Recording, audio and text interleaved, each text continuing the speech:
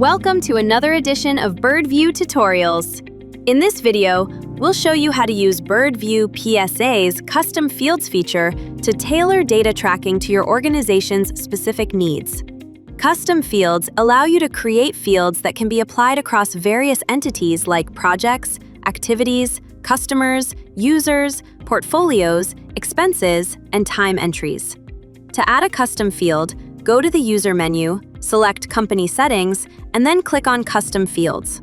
Users need the Manage System Settings permission to access them. From there, click on Add Custom Field.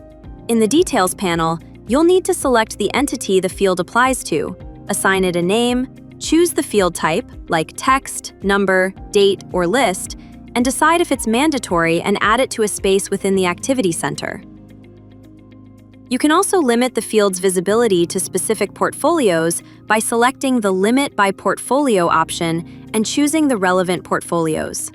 This ensures the custom field only appears within designated portfolios or in projects without a portfolio if specified. You can reorder custom fields within their lists for better organization. Batch operations are also available, allowing you to modify multiple fields at once, such as marking them as required or optional. Additionally, visibility settings give administrators control over where each custom field is applied, whether it's everywhere, in specific portfolios, or not visible until assigned.